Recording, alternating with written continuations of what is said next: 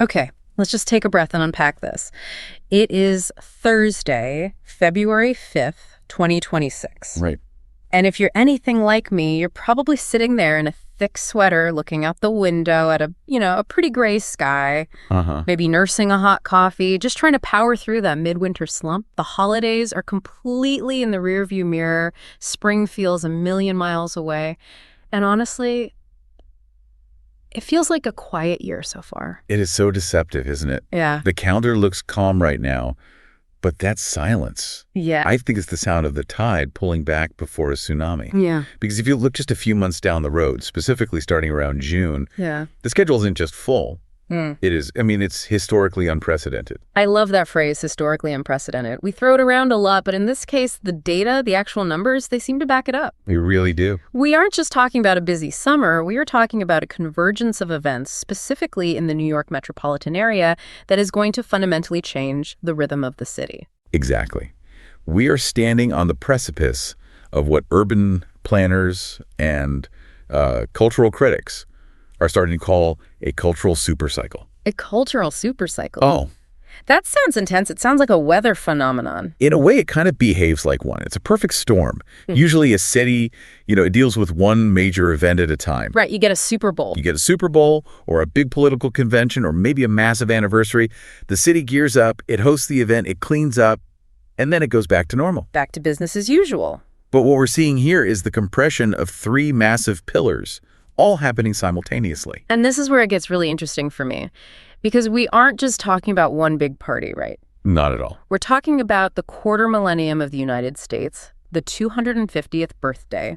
Then you layer on top of that the FIFA World Cup, which is, arguably the biggest logistical undertaking on the planet. Massive. And then, quietly, underneath all that noise, you have this complete structural shift in how the music and entertainment industry is even operating in the city. It is the definition of compression. You have history, you have sport, commerce, high art, all of it fighting for space in like a 15-mile radius. It's a stress test. It's a huge stress test for the infrastructure, absolutely. But it's also a gold rush for the culture. So our mission for this deep dive is to figure out how a single summer and, the autumn that follows is going to combine all these completely disparate elements without the city just collapsing under its own weight. We need to unpack the logistics, the economics, and frankly, the sheer spectacle of it all. And we have to start with the anchor. The reason the calendar is circled in bright red ink for everyone. America 250. The semiquincentennial. You practiced that, didn't you? I did. I really did. It's a mouthful. Well. America 250 is much easier, but the main event itself, it has a catchier name. Sail Forth 250. Right. And Sail Forth is really the anchor event for the entire year. We're looking at dates from July 3rd through July 9th, 2026. Just that 1 week. That 1 week. And the scale here is, it's just hard to wrap your head around. The organizers are calling it the largest international maritime gathering in the history of the United States. Okay, wait, hold on. Let's contextualize largest, because we've heard that before. Is this larger than, say, OpSail 76 for the bicentennial? Larger than the Statue of Liberty Centennial in 86? Significantly larger. The data we're seeing suggests Sailforth 250 is going to completely dwarf the bicentennial. We are talking about an economic impact projected at $2.85 billion in economic activity for the region. $2.85 billion. With a B. With a B. And for New York City alone, that is a net impact of $730 million. But the number that really makes you pause, the number that keeps the NYPD and the Coast Guard awake at night, is the crowd estimate. What are we looking at? They are expecting 8 million spectators. 8 million. 8 million. Spread out along the 15 miles of waterfront in Manhattan, Brooklyn, Staten Island, and, the New Jersey side as well. That is effectively the entire population of New York City again, just standing by the water, looking at boats. Pretty much. It's a city on top of a city. That is a lot of tourism dollars, a lot of pretzels being sold. But let's talk about the visuals, because that is what those 8 million people are lining up to see. What are we actually going to see on the water? So the main event is the Parade of Sail on July 4th. I want you to just imagine over 60 majestic tall ships. We're talking Class A and Class B vessels. From all over the world. Coming from more than 20 nations. Let's pause there for the listener who isn't, a maritime expert. What defines a Class A vessel? Is that just a fancy way of saying a big boat? It's basically the cathedral of the sea. Yeah. Class A ships are the giants. These are the square-rigged vessels, think Pirates of the Caribbean-style masts, heavy canvas. The really historic-looking ones. Exactly. They have to be over 40 meters in length, which is about 131 feet. When you see a Class A ship under full sail, it's not just a boat, it's a time machine. Yeah. It's awe-inspiring. And they are processing right through the harbor. What's the route? Yes. They're going to be gliding under the Verrazzano Bridge, which is the grand entrance. Yeah. Then they'll process past the Statue of Liberty, which is obviously the money shot for every photographer in the world, and then head up the Hudson River all the way to the George Washington Bridge. All the way to the GWB. That's a huge stretch of river. It's a massive parade route. Yeah. That image alone, the juxtaposition of those, those historic masts against the modern skyline of Hudson Yards and the Freedom Tower, it really connects to the history of the city as a port, doesn't it? It does. It reminds us that before New York was a finance hub or a media hub, it was a maritime hub. This is its origin story. Absolutely. Yeah. And it's not just the tall ships. The fleet includes 40 naval vessels from the U.S. and allied nations. 40 modern warships. You have a British aircraft carrier in the mix. You even have the Cunard liner Queen Mary II participating. It is a massive display of maritime power and heritage all in one place. Now, I read in the notes about something called the Five Sisters. That sounds like a novel or maybe a very specific girl group, but these are ships, right? They are. And it's a fascinating slice of naval history. In the 1930s, the Blumenvoss shipyard in Hamburg, Germany, built a series of nearly identical training barks, 5 of them. All for the German Navy. They were built for the German Navy originally, yes. And they are all coming together for this after all this time. Well, 4 of them are still in service, which is incredible in itself, and they will be here.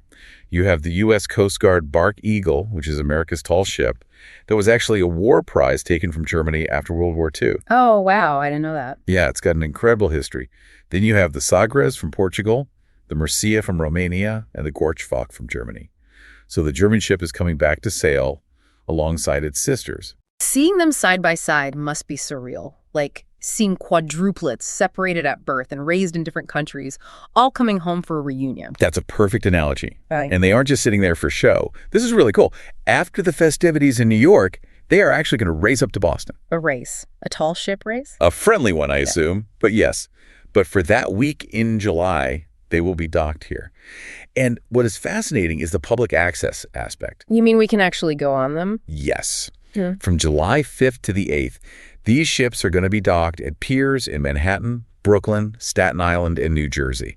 And get this, when you step aboard one of these international vessels, because they're sovereign state vessels, it technically counts as stepping on foreign soil. Wait, really? So if I step onto the Sagres, I'm in Portugal, do I need to bring my passport? No passport required. Yeah. Customs isn't going to stop you at the gangway. It's more of a diplomatic handshake happening on the deck of a ship. It's a very rare opportunity to physically interact with these cultures without ever leaving the city. I love that. That's an amazing detail. But, okay, so if the water's crowded, the sky is going to be even crazier. We have an air show. We do. An international aerial review, to be precise. That sounds very official. It is. Over 100 aircraft. The headliners, of course, are the U.S. Navy Blue Angels and the Royal Air Force Red Arrows. The Red Arrows are coming too. The Red Arrows are coming. It's a big deal. Now, usually New Yorkers expect the Blue Angels at Jones Beach on Memorial Day. It's a tradition. You go to the beach, you get a hot dog, you watch the jets. Not this year. The sources are very specific on this. The Blue Angels are skipping the Jones Beach show. They're skipping it. They are explicitly saving themselves and their budget for this July 4th spectacle over the harbor. That tells you the priority level the military is placing on this event. It's an all-hands-on-deck situation. So they're putting all their chips on the 4th of July. All of them. And then, of course, the fireworks. You can't have the 4th without them. But I imagine for the 250th, they aren't just doing the usual sparklers. Definitely not. This is a big anniversary for Macy's, too. It is their 50th anniversary fireworks show. 50 years of doing the fireworks. 50 years. And they have promised the largest pyrotechnic display in the history of the event. The largest ever. Ever. So just imagine that set against the backdrop of those anchored tall ships with their masts all lit up and the illuminated bridges. Visually, it's going to be overwhelming. It sounds incredible, but there is also a more sort of somber note to the celebrations, right? It's not just about 1776 and fireworks. That's right. On July 6th, the Monday, the focus shifts. We have the Homecoming of Heroes ticker tape parade. In the Canyon of Heroes. Down Broadway in the Canyon of Heroes. This is specifically honoring post-9/11 veterans and first responders. It's a moment to reflect on the last quarter century of service. And it connects to military history, too. Exactly. It coincides with the 250th birthdays of the U.S. Army, Navy, and Marine Corps. So you have this bridge between the revolutionary history of 1776 and the modern service history of the 21st century. It's a really thoughtful piece of programming. It really echoes President Kennedy's original vision, doesn't it? I read he was the one who pushed for Operation Sail way back in 1964. He was. JFK was a Navy man, of course. He served in World War II. He saw the ocean as a kind of neutral ground. He believed that bringing these fleets together was a form of soft diplomacy, promoting international friendship through shared maritime heritage. And here we are 60 years later. 60-plus years later, seeing the ultimate realization of that vision. It's really come full circle. Okay, so we have the harbor full of ships, the sky full of jets, and the streets full of parades. That alone would be a historic summer. If that was it, we'd be talking about it for decades. Absolutely. And here is where I start to get a little anxious about the logistics. The world is also coming here to play soccer. Yes. This is the overlap that is keeping city planners awake at night. Oh, World Cup. The FIFA World Cup. The tournament runs from June 11th to July 19th, 2026. So do the math with me. Sail Forth is July 3rd to 9th. The World Cup is happening at the exact same time. Precisely. That is why they are calling it the summer that will redefine the city. You have these two massive global events stacked right on top of each other. It's not one after the other. It's simultaneous. It's a collision. It's a complete collision. Let's talk about the venue. We are going across the river for this one. We are. MetLife Stadium in East Rutherford. Although, and this is a quirky little detail, for FIFA purposes, they have to refer to it as NYNJ Stadium. NYNJ Stadium, why is that? Sponsorship rules. FIFA has incredibly strict regulations about corporate names on stadiums unless they are official FIFA partners. So the MetLife name gets covered up and it becomes the generic NYNJ Stadium. So for a month, one of the most famous brand names in the area just vanishes. It vanishes. But regardless of the name on the building, it's hosting 8 matches, including the biggest one of all, the final on July 19th. The final. So the eyes of the entire planet will be on New Jersey on July 19th. Correct. The projected economic impact for the World Cup in the region is $3.3 billion. Right. Say that again? $3.3 billion. That is actually higher than the Sail Forth event. It is. So combined, if you add the ships and the soccer, you are looking at over $6 billion flowing into the region in a matter of weeks. And where are all these fans going to go when they're not at the stadium? Everywhere. But the official fan fest is going to be located at Liberty State Park. That's a smart choice. It makes a lot of sense strategically. It's right near Ellis Island is the Statue of Liberty. It tries to funnel the soccer tourists directly into the America 250 tourism, create a synergy between the two events. But this brings us to the elephant in the room. Or maybe the elephant on the NJ Transit platform. Can the infrastructure handle this? That is the multi-billion-dollar question. You have an estimated 8 million people coming for the ships, plus the hundreds of thousands of World Cup tourists from all over the world who don't know the system. And we have a historical precedent that is, well, it's worrying. You're talking about the Super Bowl. The 2014 Super Bowl at MetLife. It was, by most accounts, a complete transit disaster. I don't know if you remember it, but it was chaos. I remember seeing the footage, just a sea of people completely unable to move. It looked like a nightmare. It was. 28,000 fans took the trains, but the system was expecting and staffed for far, far fewer. Yeah. It caused 2-hour delays. People were stranded in the cold. It was a humiliation for the organizers. So have they fixed it? Because if that happens during the World Cup final, that's an international incident. Officials say they have a fix. They have secured $67.5 million specifically for stadium and transportation upgrades, including a new transitway and expanded platform capacity. Okay, so there's money being spent. Yes. But when you look at the current reality, NYC Transit, the subways and buses are already struggling. On-time performance was hovering around 82% in 2024. Which, for anyone who rides it daily, feels optimistic. Right. So you have a system that is already stressed on regular Tuesday morning, and you are about to dump the compression of demand of the entire world onto it. That phrase again, compression of demand. It's a perfect term for it. The infrastructure is going to be tested to its absolute limit. It is a high-stakes gamble for the region's reputation. If the trains fail on July 4th or July 19th, it's not just a local news story. It's a global embarrassment. It feels like we are inviting the whole world over for a dinner party, and we're just, crossing our fingers and hoping the plumbing holds up. That is a very apt and slightly terrifying analogy. Okay, so we have the ships, we have the soccer. That's the outdoor spectacle. But the cultural supercycle isn't just about that. There's a massive shift happening in the music world, too. And it seems like New York is becoming, well, a residency town, almost like a Vegas East. This is a fascinating trend that's been bubbling up for a few years, but 2026 is when it really explodes. Yeah. We're moving away from the traditional tour stop. The artist rolls into town, plays one night, packs up the trucks, and leaves the next day. Right. We're seeing the rise of what the industry is calling the destination model. Which basically means the artist plants a flag and says, I'm living here for a month, you come to me. Exactly. The city becomes a temporary home for these musical subcultures. And Madison Square Garden is the absolute epicenter of this in 2026. Let's look at the lineup because it is stacked. First up, Harry Styles. Harry Styles is doing a massive 30-night residency in the autumn. It's titled Together. 30 nights, that's a lot of feather boas. That's more than a residency. That's like a temporary change of address. It is a massive commitment. But think about the economics of that. He doesn't have to move his stage. He doesn't have to pay for travel for his whole crew every other day. And for a full month, Midtown Manhattan is flooded with his fan base every single night. It changes the whole neighborhood. It completely changes the rhythm of the neighborhood. The local restaurants, the hotels, they all become part of the Harry's House ecosystem for that month. And then earlier in the year, we have Lady Gaga. Right. In the spring, March, and April, she's bringing the Mayhem Ball to the Garden. The Mayhem Ball. I love that name. The sources describe it as a return to her avant-garde pop roots. Very high concept, highly choreographed. And the timing is strategic. It captures the spring break tourism crowd. She's banking on students flying in specifically to see this show because it won't be touring to their college town. So it's not just a concert, it's the reason for the trip. It's the destination. So you have the Harry Styles autumn takeover, the Gaga spring takeover, and then right in the middle of the America 250 summer, who else but Bon Jovi? Of course. You can't have a New Jersey, New York historical celebration without Bon Jovi. The Forever Tour. 4 shows in July. A perfect fit. It's a retrospective legacy act, which fits perfectly with the nostalgia of the 250th anniversary.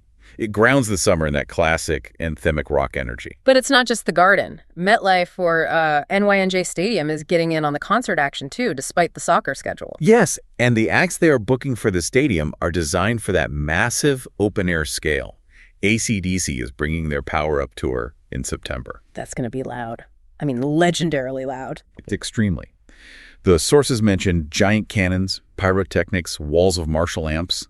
But here is where the architecture comes in. The expert analysis on this is interesting. Okay. They point out that MetLife's design, with those aluminum louvers on the exterior, actually adapts well to these huge stadium anthems. And so, does it reflect the sound? It helps contain it in a specific way, preventing it from just dissipating out into the swamp. So for a band like AC/DC that relies on that physical wall of sound, the building actually helps the performance. And Bruno Mars is there in August with the Romantic Tour. Correct. So you have this constant rotation of megastars. But then you look over at Brooklyn. Barclays Center is doing something different, something a little more tactical. Pivoting, right. They're not just trying to be another MSG. Exactly. They are adopting what they call a genre-agnostic expansion. They're looking for market segments that don't traditionally go to urban arenas in the Northeast. Like country music, I've heard. Country, for sure, but also EDM. Martin Garrix is doing a 3-night residency in June. 3 nights for a DJ in an arena? That seems ambitious. It makes perfect sense logistically when you think about the production. An EDM show requires incredibly complex production lasers, LED walls, massive rigs. Right, it takes forever to set up. It does. So if you can set it up once and run it for 3 nights, it's much more profitable. It justifies the expense. You aren't paying a union crew to tear it down and set it up every 24 hours. And speaking of profit, Barclays is also upgrading the experience for the high rollers for the international tourists. They are. They're opening the Toki Row and JetBlue at the Key. These are new premium clubs. They are clearly targeting the high-end traveler who is coming in for these destination events. So they know people are flying in for the World Cup or sail forth. And they want to sell them a luxury concert experience the next night. It's all part of the same ecosystem. It's interesting to see the business side of this. The sources mention that independent labels are still investing in artist development, but the live money, the real money. It's all in these massive consolidated events. That's the cultural supercycle in action. Wall Street analysis shows that while, yes, about $134 million is being invested by indie labels into development and finding the next big thing, the industry's center of gravity is shifting toward these super events that drive tourism. It's not just about selling a ticket anymore, it's about selling a travel package. The concert is the anchor for a 3-day trip. Exactly. So we have the spectacle, we have the pop culture, but New York is also the capital of high culture, and 2026 is a huge year for the museums and the stage. Absolutely. And it all kicks off with the Met Gala. The first Monday in May, May 4th, 2026. The theme is costume art. And this is significant because it's not just for a temporary exhibit. This gala launches the Costume Institute's first permanent galleries, the Condé M. Nast galleries. Permanent, so fashion is officially being cemented as art. Not just something you look at for a few months, but a permanent fixture alongside the Rembrandts and the Greek statues. That's the idea. The concept explores the dressed body as a sculpture or a living art form. And the hosts for the evening reflect that blend of fashion, art, and celebrity. Beyoncé, Nicole Kidman, Venus Williams, and of course, Anna Wintour. That's a powerhouse lineup. And the committee has some serious pop power, too. I saw Sabrina Carpenter, Doja Cat, Lisa from Blackpink. It's the loudest names in culture, as the sources put it. It ensures that the event completely dominates the global conversation on social media for that week. Moving from the museum to the theater district, I saw something in the notes about cats. And I have to ask, cats, again, are we really doing this? No, but this isn't your grandmother's cats. This is Cats, the Jellicle Ball. Okay, the Jellicle Ball. Tell me more. How do you make cats cool in 2026? Well, it's playing at the Broadhurst Theater in the spring, and it is a radical, truly radical reimagining based on ballroom culture. Ballroom culture. For those who don't know, we're talking about the scene from Paris is Burning, like the TV show Pose. Exactly that. Think battles, categories, legendary status, houses. The Jellicle Ball becomes an actual drag ball on stage. The themes shift to queer and trans affirmation. That's fascinating. And they are even casting real figures from the ballroom scene, like someone named Mother of the House of Unbothered Cartier. That is actually brilliant. It takes the inherent weirdness of cats, the endless introductions, the bizarre posturing, and it gives it a context where that behavior makes perfect sense. The analysis in the sources suggests it reclaims the self-importance of the original cats, how they introduce themselves with such over-the-top grandeur, and reframes it as a necessary defense mechanism for marginalized LGBTQ plus people of color. It gives the story a poignant modern resonance. It transforms it from a weird spectacle into a story about survival and chosen family. I am 100% sold. I want to see that. What else is happening on Broadway? Well, we have some serious star power. Adrian Brody is making his Broadway debut. Oh, wow. The Oscar winner. What's the play? It's called The Fear of 13. It's the true story of a wrongfully convicted death row inmate who educated himself in prison and fought for his own exoneration. So a heavy, intense, one-man show type of drama. It sounds like it. It fits Brody's style perfectly. And for something a little lighter, or at least more classical. Shakespeare in the City is returning to the Delacorte Theater in Central Park. The theater has been completely revitalized, and they are opening with Romeo and Juliet and The Winter's Tale. Free Shakespeare outdoors. It's a New York staple. It's great to hear the Delacorte is back. It is. It's a sign of the city's cultural heart beating strong again. I love that. Let's hit the museums quickly before we move on. The Guggenheim has something big planned. We do. An exhibition by the artist Taryn Simon. She has created a new work that is designed specifically for the U.S. 250th anniversary. It's described as a spiraling narrative, using the Guggenheim's unique ramp structure to tell a story about American history and its hidden systems. So she's using the building itself as part of the art. Precisely. And the New York Public Library. This is for the real history buffs. Okay. For 3 days only, July 1st to July 3rd, right before the big day, they're displaying Thomas Jefferson's handwritten Declaration of Independence. The actual document. With his handwriting. The actual rough draft. You can see the edits, the crossed out lines, the words he struggled with. You can see the messy process of creating a nation on paper. It really grounds all the fireworks and the tall ships in the actual human effort it took to found the country. That gives me chills just thinking about it. And the new museum. The new museum is opening a huge 60,000 square foot expansion with a show called New Humans, Memories of the Future. So you have this incredible blend of looking back at history and looking forward to what's next. That is incredible. Yeah. So we have covered the events. We've talked about the ships, the soccer, the singers, and the stages. But all of this is happening in a physical place, a city where people actually live and work. And you can't talk about 2026 without talking about how the city itself is changing to accommodate all this. This brings us to the urban planning side of things.